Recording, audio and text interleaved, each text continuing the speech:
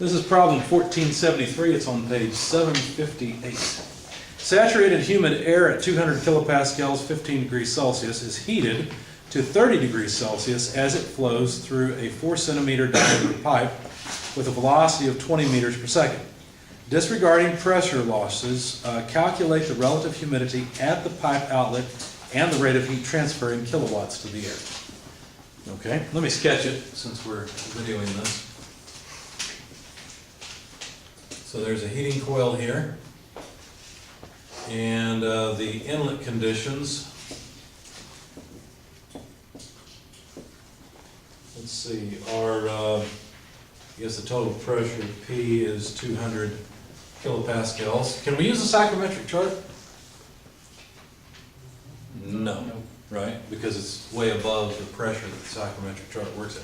You can make your own psychrometric chart if you actually wanted to. It's based on equations, but you may as well just use the equations and solve the problem.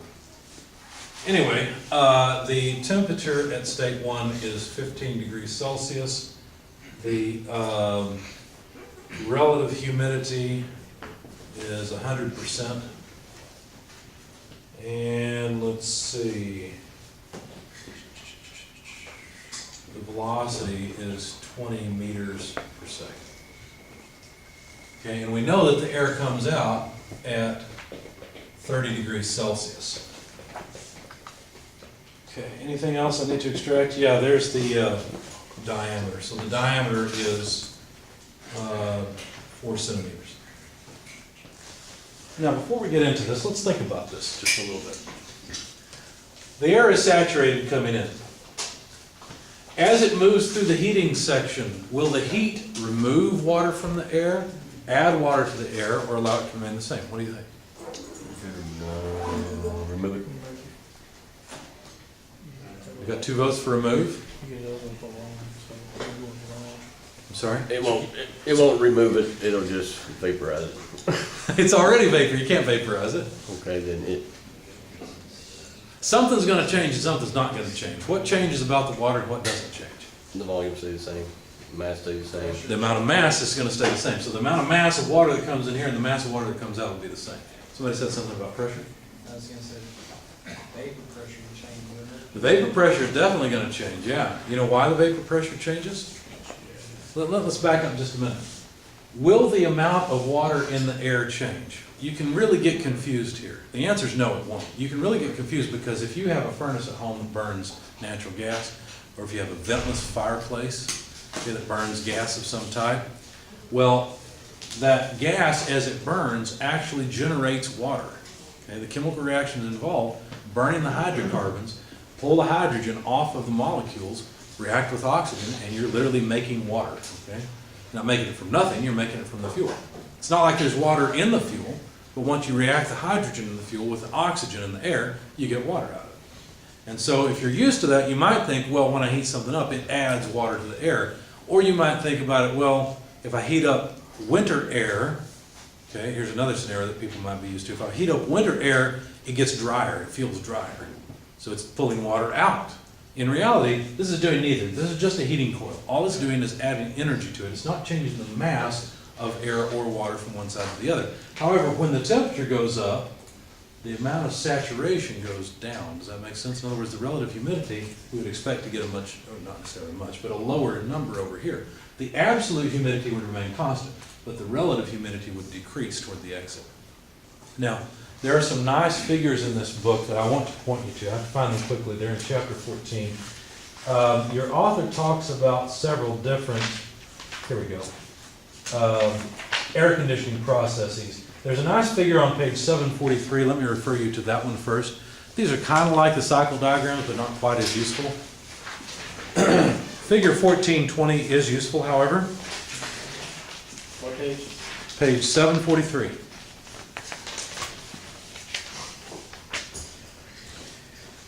And what this does is it shows you the relative motion on a psychrometric chart, just in schematic form, of what happens. So if we're just simply heating, then that's a horizontal line going to the right. Do you see that?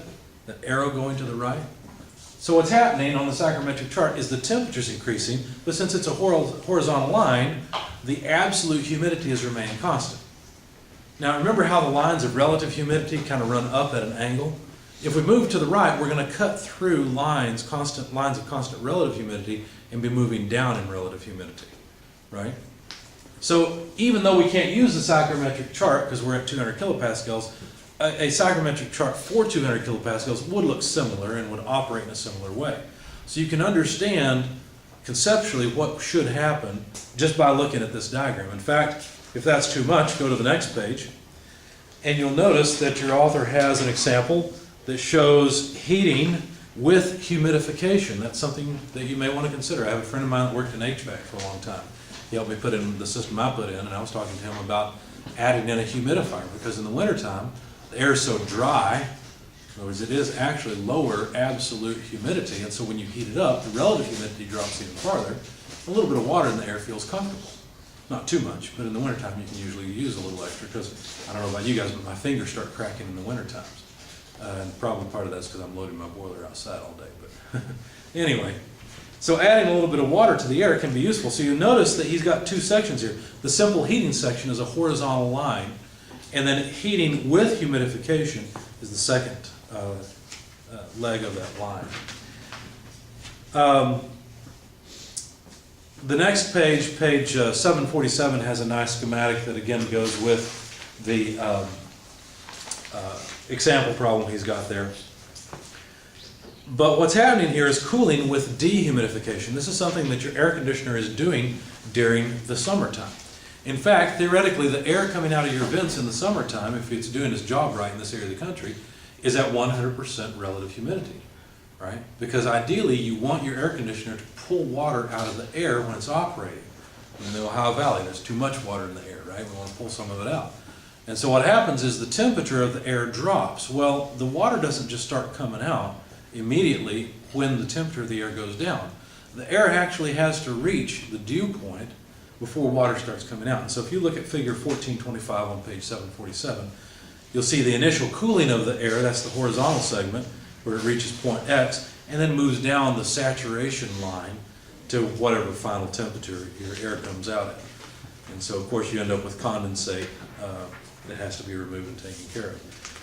It's one of the reasons I moved my darn air conditioner and coil and everything from my attic, because I had a couple of experiences where the drain was clogged, and so I got nice water on my ceiling.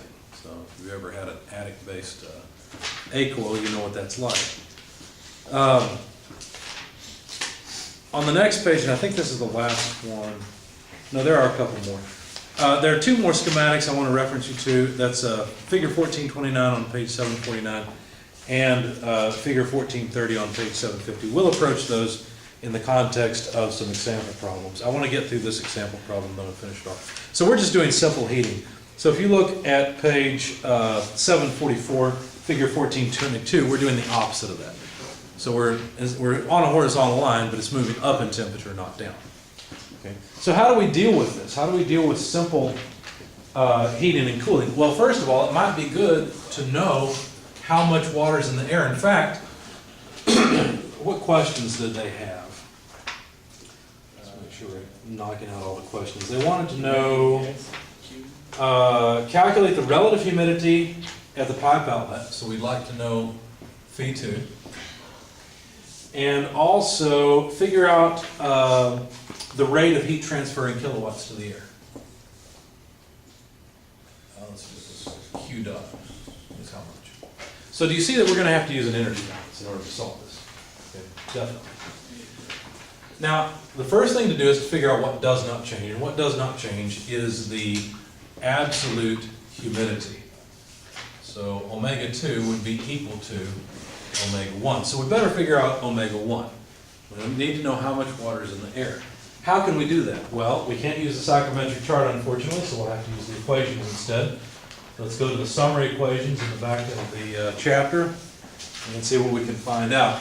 Now, we can calculate the absolute humidity because notice it's related to the relative humidity. So all we have to do is use an equation. I'm on page 754, and it looks like this: 0.622 times the relative humidity times the saturation pressure divided by the pressure minus relative humidity times saturation pressure. In fact, the relative humidity is 100%, so these are going to both be just 1. So once we get the saturation pressure, we should be fine. So I need you to help me out here. Look up 15 degrees Celsius and tell me the saturation pressure. As you do, I'll plug the numbers in here. Pressure is 200 kilopascals. I'll go ahead and fill that out while you're looking for the pressures. 1.7057. 1.7057 kilopascals. Yes. Thank you. All right. So please plug this into your calculator. Notice that the kilopascals will all go away. And we'll have, the units will be mass of water vapor or kilograms of water over kilograms of dry air.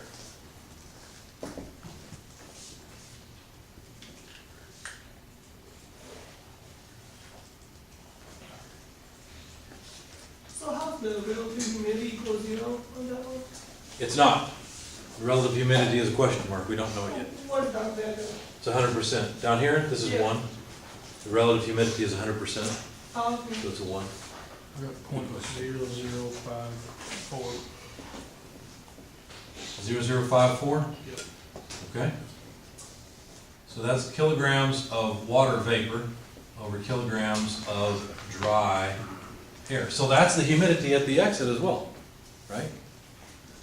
So this is 0.0054 kilograms per kilogram. So kilograms of water per kilogram of air. Okay. Well, now what? Well, they wanted us to find the relative humidity at the exit.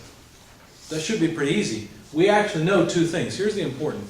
Notice in the psychrometric chart, we could read off anything we wanted once we had 2 data points, because that determined one particular point in the chart, right? In the same way, as long as we have 2 pieces of information, we can determine anything we want to know, such as relative humidity at the exit, okay? So how would we do it? Well, we just flip this equation around, right? All we have to do is say the relative humidity in state 2 is equal to the absolute humidity multiplied by the total pressure divided by 0.622 plus the absolute humidity at the exit times the saturation pressure. Well, what saturation pressure is this? This is the saturation pressure at the exit, 30 degrees, right? So this is going to be at state 2. Let's use that terminology. So this would be saturation pressure at state 1. That's why we use the saturation pressure for 15 degrees Celsius. But this is going to be the saturation pressure for state 2. In other words, at 30 degrees Celsius. Okay. So let's start to fill it in. We know that this is the same absolute humidity at state 2. So we'll just plug it in, 0.0054. Pressure is still 200 kilopascals. We've assumed that there's no pressure loss. 622 plus 0.0054. Okay. Now I need you to tell me what is the saturation pressure of water vapor at 30 degrees Celsius. Have to go to the metric tables. 4.2469. 4.2469. Correct. Thank you. See how the kilopascals go away again? And so now we will get relative humidity. So go ahead and plug this in your calculator, please. And we'll know the relative humidity.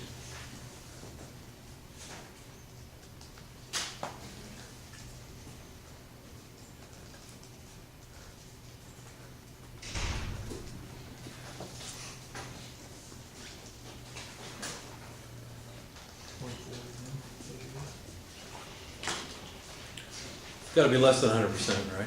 Yeah, .41, so it'll be 40%. 41%? Thank you. Anyone second that? Yeah. Okay. So there's the answer to their question. It's 41% relative humidity at the exit. Do you understand that all we've done so far is the equivalent of using state equations or looking up something in the back of the book? That's really all we've done. We've just looked at the state of the water vapor and air mixture at 2 different points. Okay. Now we're going to do something a little bit different. Now we're going to answer the question, What's the heat flow rate? Well, do you see, help me out here, you guys have done a lot of energy balances. How would you write down the energy balance here? What would you do? I guess we need mass flow. We're gonna need a mass flow rate, good, let's put an M dot. Anything more specific than just an M dot? Changing it. Change in enthalpy, I agree. So H2 minus H1. Does everybody see why it's H2? Well, you tell me, why is it H2 minus H1? Which one has a higher enthalpy? Two better, right? We're putting heat in. So I put the bigger number first so I can get a positive queued up. Okay? Now, be a little more specific here. In fact, well, first of all, I'll need the enthalpy in state 1 and 2. Does the air have enthalpy in it? Yes. Does the water vapor have enthalpy in it? Yes. Right? Both the water vapor and the air have enthalpy in them. They have energy. They have flow energy and they have thermal energy. So I need an enthalpy that takes into account both of those. Well, that's not too bad. They're both behaving as ideal gases.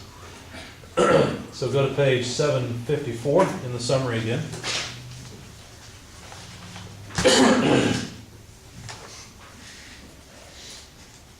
And you'll notice that there's a nice little equation here. It says the enthalpy of the mixture is just the enthalpy of the air plus the absolute humidity times the enthalpy of saturated vapor. So this piece will give us the enthalpy of the air, this piece will give us the enthalpy of the water vapor. Well, that's handy, we already have the absolute humidity, so we're partway there. How can we find the enthalpy of the air? Well, let's see, there's a couple ways of finding the enthalpy of the water vapor, but the easiest way, go back to page 753. The easiest way to deal with air is to say that the change in the enthalpy of the air is the heat capacity of the air times the change in temperature. In fact, if I were to plug in this enthalpy equation here, this is what would happen. I'd have mass flow rate times H2 is going to be the enthalpy of the air in state 2 plus the absolute humidity in state 2 times the enthalpy of the water vapor, I'm sorry, the enthalpy of the saturated water vapor in state 2. You notice this is just H2 minus enthalpy of the air in state 1 minus absolute humidity in state 1 times the enthalpy of saturated vapor in state 1. All I've done is expanded. Do you notice that we could put the enthalpy change of the air together and the enthalpy change of the water vapor together? And let's see, I think we can get rid of this. That way we've got a little more space. So what would happen from that? Well, the heat flow rate then would be the mass flow rate multiplied by, let's see, HA2 minus HA1, so there's the enthalpy change of the air, plus omega 2 Hg2 minus omega 1 Hg1. So there's the enthalpy change of the water. So here's the delta H air. There's the delta H of the water vapor. Okay. Now it seems like a strange way to write it. Why did we write this as omega times Hg? What's that all about? Let's look at the units and find out. Omega has what units? Kilograms of water per kilogram of dry air, right? What units does this enthalpy have? Well, it'll be energy, so in our case we're in metric, so that would be kilojoules per kilogram of what? Dry air. No. We're looking this up in the back of the book, right? This better be per kilogram of water. You see what happens? So what we've got here is kilojoules per kilogram of air. So what should this mass flow rate be? It should just be the mass flow rate of the air by itself. That's the whole reason of multiplying these two by the absolute humidity. Does that make sense? So this had better be just the mass flow rate of the air itself. Okay? Does that make sense to everybody so far? Any questions? Well, let's work with this just a little bit more. So we need the mass flow rate of just the air. We'll have to find that out. And let's see. We've got this model here where we can say, well, this enthalpy change of the air by itself is just the heat capacity of the air times the change in temperature, so T2 minus T1. So that bit's pretty easy. There it is, it's all right there. We've got omega 2 and we've got omega 1, the absolute humidities. Could we get the enthalpy of saturated water vapor at the entrance and exit states? Sure, all we gotta do is look them up. We've already been to the table where we could have looked them up, right? Because we've already got the saturation pressure at state 1 and the saturation pressure at state 2, and I've erased the saturation pressure at state 2. So this is really not so bad. Now, the other thing to do is to figure out, so we're pretty confident we can figure all those out. Let's figure out the mass flow rate of the air. How could we do that? Velocity, specific volume. We're on the right track. We probably need a specific volume somewhere in there, Yeah, don't we? I don't think your author has any equations for this. They're probably buried in the chapter, so we'll just work them out. Okay, so normally what we do is we say mass flow rate is equal to density times velocity times cross-sectional area. That's our normal way of calculating a mass flow rate. Well, what do we mean here? Well, we want the mass flow rate of the air, so we're going to need the density of just the air. We have to be a little bit careful here, okay? The velocity is pretty straightforward. That was given, the air and the water have the same velocity, so I don't care about that. And the cross-sectional area is just the cross-sectional area. There's air and there's water across the entire cross-section, right? So V and A are simple. They're not a problem. Let's go ahead and get A while we're at it. A would just be pi d squared over 4. Plug it in your calculator, and I'll tell you what, let's do it this way. Better yet, pi times, let's see, it probably can be convenient to have meters squared. So we'll just take, 0.04, so 1, 2, yeah. Then that's meters quantity squared divided by 4. So what do you get when you do this? And I'll erase it and write down the area. It's getting messy.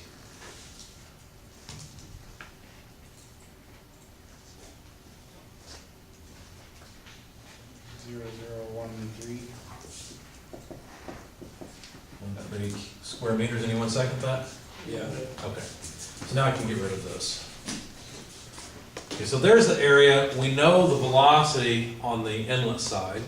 So those two pieces are taken care of. How are we going to get the density of the air?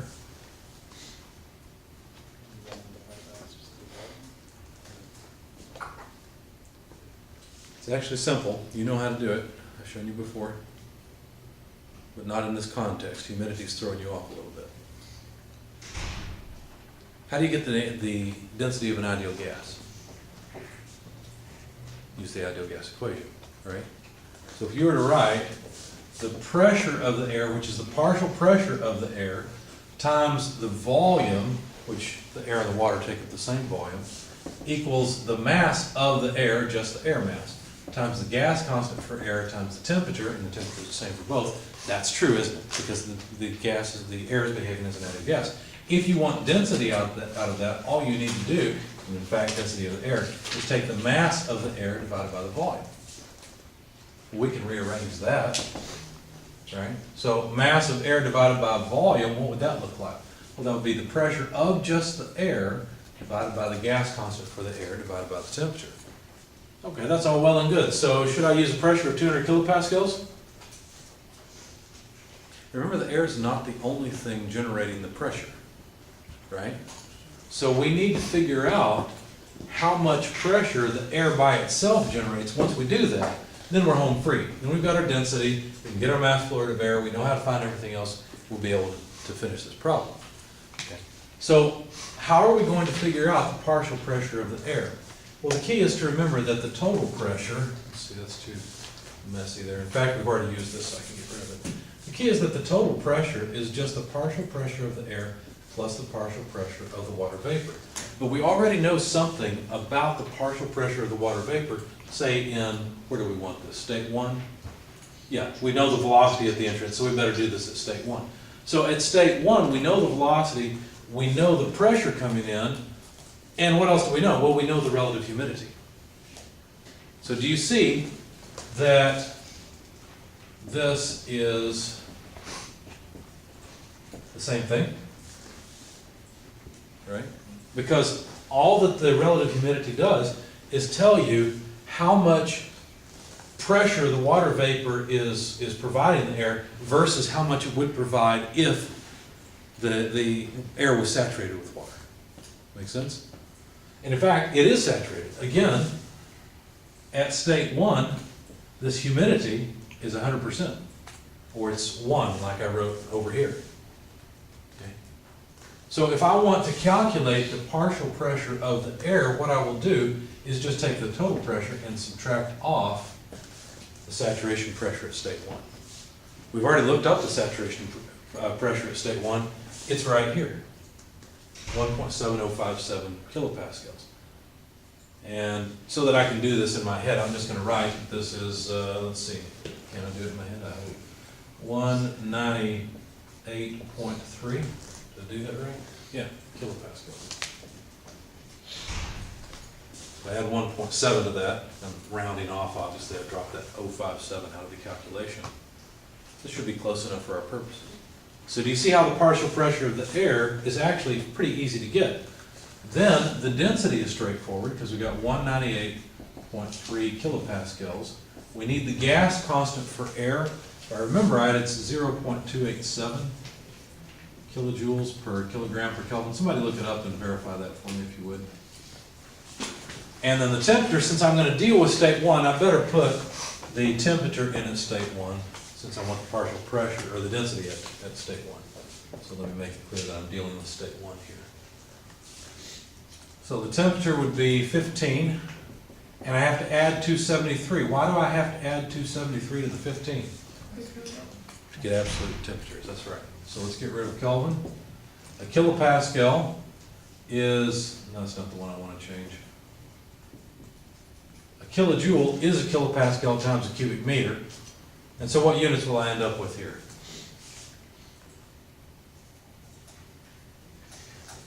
Kilojoule is a kilopascal times a cubic meter.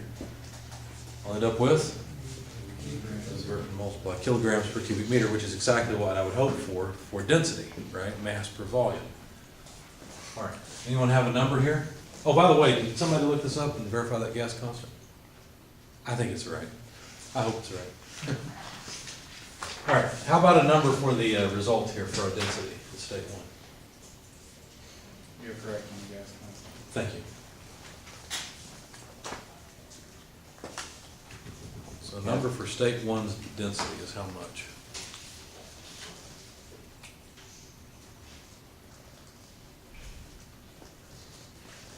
It's valuable, so I should probably write it down. Another thing that's valuable is to go ahead and write down the saturation pressure. Do you see how important the saturation pressure is?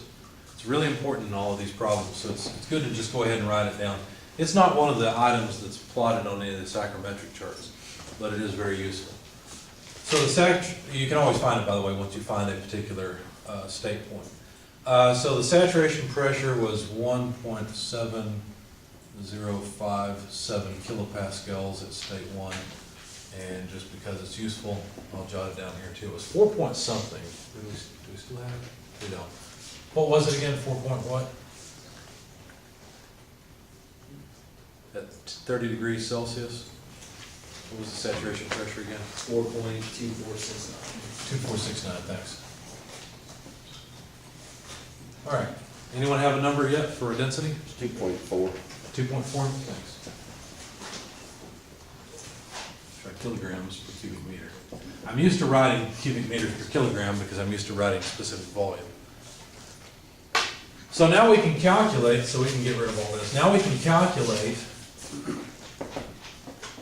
the mass flow rate of the air. Notice if you had plugged in 200 kilopascals here, you'd get about the same thing, right? It wouldn't matter that much, but technically it's not right. So density at state 1, 2.4 kilograms per cubic meter. Velocity coming in was given as 20 meters per second. And the cross-section area, you guys told me, let me get rid of some of this because we don't need it anymore, was 0.0013 square meters. Look at what's going to happen. The cubic meters will cancel because we have meters squared over meters cubed. We'll get kilograms per second as the mass flow rate of the air. I'm gonna jot down, just erase something. Oh, the density at state one, you guys said was 2.4 kilograms per cubic meter. All right, how about a mass flow rate in kilograms per second? What would we have here? 0.0624. 0.0624? Yes, sir. Thank you, sir. Kilograms per second. Let's jot that down because it's useful. The mass flow rate of the air is 0.0624 kilograms per second. All right, now that we've got that done, now we can plug everything else into our energy balance and see what we get. So the mass flow rate of the air, 0.0624 kilograms per second. The heat capacity of air at constant pressure is about 1.005 kilojoules per kilogram per Kelvin. The temperature change, T2 minus T1, is 30 minus 15. How come I don't have to change that to Kelvin? It's a difference, good. Kilograms go away. We're to this point in the equation, so plus the absolute humidity in state. Notice the absolute humidity in state 1 and 2 is the same. So I could do this. Right? Because the absolute humidity in state 1 and state 2 are the same. So let's just do that to save space. Hopefully I won't run out of video board space if I do that. So 0.0054, it's basically dimensionless, so I'm going to just leave it that way. It's really two different masses, but it's not going to contribute any units to our equation, so I'll just drop them now. How about the enthalpy of saturated vapor in state 2? We still need that. So I need you guys to go look up a saturation temperature of 30 degrees Celsius and read off the saturated vapor enthalpy. We'll need to do that for state 1 and state 2, both. Take your pick, look at one or the other. Who's got 15 and who's got 30? HG for 15 degrees, 25, 28.3. 95 point, how much? 25, 28.3. 25, 28.3.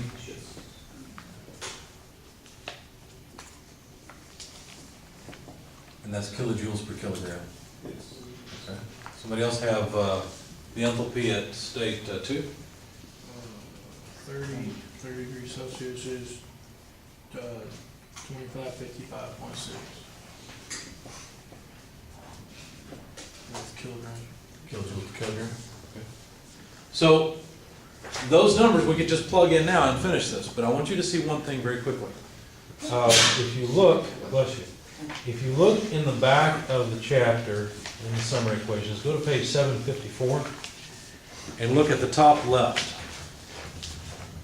You'll see a model there that gives you the enthalpy of the water vapor as a function of temperature. Let's try it out and see if it works. So it says that the enthalpy is, and let's go for the enthalpy in state 1, is 2500.9 plus 1.82 times T. You have to be careful. The temperature in this one case has to be in degrees Celsius. So in state 1, we'll plug in 15 degrees Celsius. What do you get for the enthalpy in state 1? Nice, isn't it? 2528.2. Very close to 2528.3. Okay? See how that works? If you do the same thing over here, I think you'll find something very close. So what did you say that was? 2528.2. And that's in kilojoules per kilogram. Let's try it for state 2. What do you get there? 0.9 plus 1.82. 25, How much? 25, 55, 25. Kilojoules per kilogram. So really darn close. So you really don't have to go to the back of the book and look it up if you don't want to. You can use these equations. And they work very well for the ranges of temperatures and pressures that are reasonably close to atmospheric. Anyway, so we can use either one. Doesn't matter. I'll just use the numbers we looked up. HG2, 2555.6. HG1, 2528.3, and those are kilojoules per kilogram. So what happens? Well, let's see. since we're multiplying by mass flow rate, the kilograms will go away there, and we're adding kilojoules to kilojoules, which is a good thing. We'll get kilojoules per second, and we'll finally have our heat flow rate.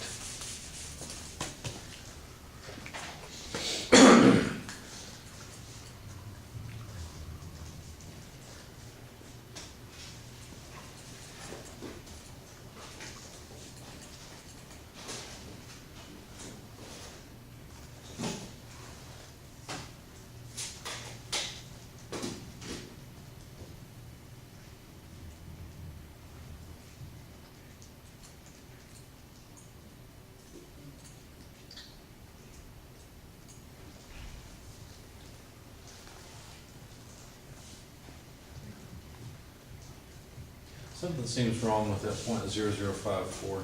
Did anyone second that? I just may not be thinking right. Yeah. I ended up getting .00535. Okay. Yeah, .9498 or 988, For the heat flow rate? yeah, So 0.9 what? 4988, You call that .95? yeah. Okay. And the units would be kilojoules per second. In other words, kilowatts, right? So about 1 kilowatt would be the heat flow rate for that air. What would happen if the water vapor went in the air? Would we need about the same heat flow rate or not? How would you find out? Well, look, the heat is going into the air here and into the water here. What do you get when you take the magnitude of those two terms? This one's about 15. What's the magnitude of that term? 1054 times the enthalpy change is how much?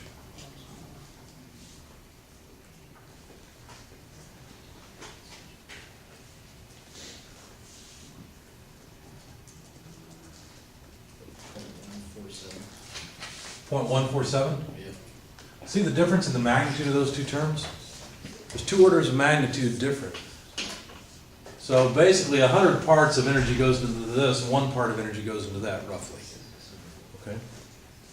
So most of the heat is going into the air and not so much into the water vapor. But the water vapor does account for some of the, soaking up some of the heat, so we've included it. Okay, questions, comments? Make sense?